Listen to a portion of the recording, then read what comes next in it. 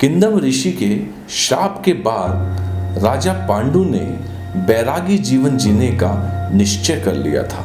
इसलिए उन्होंने अपनी दोनों पत्नियों कुंती और माद्री से यह कहा था कि तुम दोनों हस्तिनापुर वापस चली जाओ और वहां पर सभी से कह देना कि मैंने संन्यास ले लिया है। परंतु दोनों पत्नियों ने राजा पांडु से कहा कि संन्यास आश्रम के अलावा भी कई और आश्रम हैं जहां आप और हम काम की इच्छा त्याग कर साथ में रहते हुए भी तपस्या कर सकते हैं। पत्नियों की यह बात सुनकर राजा पांडु ने फिर यह निश्चय किया था कि वह संन्यास आश्रम के स्थान पर वानप्रस्थ आश्रम में रहेंगे और वहीं अपनी दोनों पत्नियों के साथ तपस्या करेंगे। यह निश्चय कर लेने के बाद राजा पांडु और उनकी पत्नियों ने अपने सारे राजसी वस्त्र और आभूषण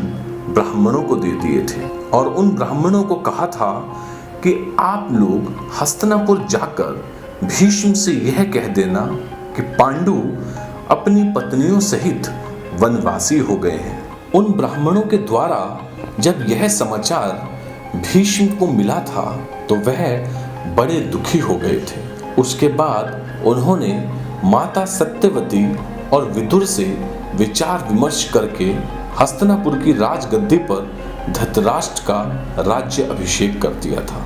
हस्तिनापुर के राजा बनने के बाद नेत्रहीन धृतराष्ट्र अपने चाचा भीष्म और अपने भाई के समान विदुर के सहयोग से ठीक प्रकार से राज्य पर शासन करने लगे थे। इधर वनवासी हो चुके पांडु अपनी दोनों पत्नियों के साथ पर्वतों को पार करते हुए शताशंग नाम के पर्वत पर पहुंचे थे और वहीं अन्य दूसरे तपस्वियों के आश्रम के पास अपना एक आश्रम बनाकर अपनी दोनों पत्नियों के साथ रहने लगे थे। धीरे धीरे उस पर्वत पर तपस्या करने वाले तपस्वियों से राजा पांडु के बड़े ही मधुर संबंध बन गए थे। कुछ दिनों बाद उस पर्वत के सभी ऋषि और ब्रह्म ऋषि परमपिता ब्रह्मा जी के दर्शन के लिए ब्रह्मलोक की यात्रा पर जा रहे थे। तब राजा पांडु भी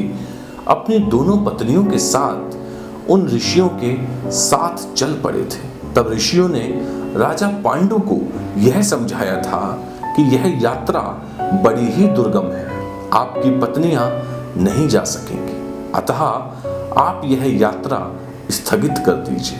तब राजा पांडु ने उन ऋषियों से यह विनती की थी कि यह मेरी अभिलाषा है कि मेरी पत्नियों के गर्भ से पुत्रों का जन्म हो, जिससे मैं पितरों के ऋण से उऋण हो सकूं। तब उन ऋषियों ने राजा पांडु से यह कहा कि हम तो अपनी दिव्य दृष्टि से यह देख रहे हैं कि तुम्हारे देवताओं के समान कई पुत्र होंगे। ऋषियों की यह बात सुनकर राजा पांडु बड़े ही चिंतित हो गए थे और यह सोचने लगे थे कि किंदम ऋषि के श्राप के चलते उनके पुत्र होना कैसे संभव हो सकता है। तब अपने पति राजा पांडु को इस तरह चिंतित देख कुंती ने उनके पास आकर यह कहा था कि जब मैं छोटी थी तब मैंने अपने सेवा भाव से ऋषि दुर्वासा को प्रसन्न कर लिया था। उस समय ऋषि दुर्वासा ने प्रसन्न होकर मुझे एक मंत्र दिया था।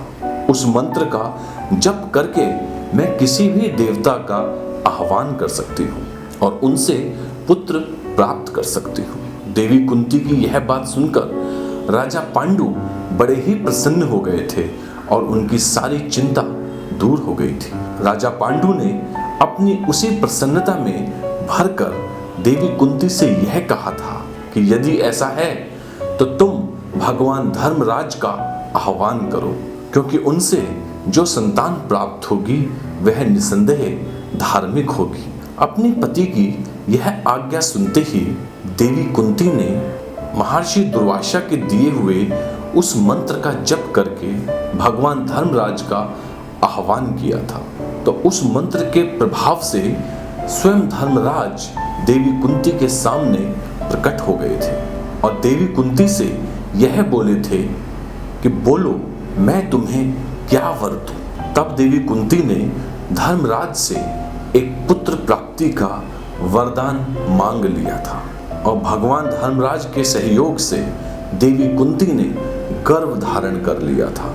इधर जब देवी कुंती ने गर्भ धारण किया था उसी समय पर हस्तिनापुर में देवी गांधारी के भी गर्भवती होने की खुशियां मनाई जा रही थी।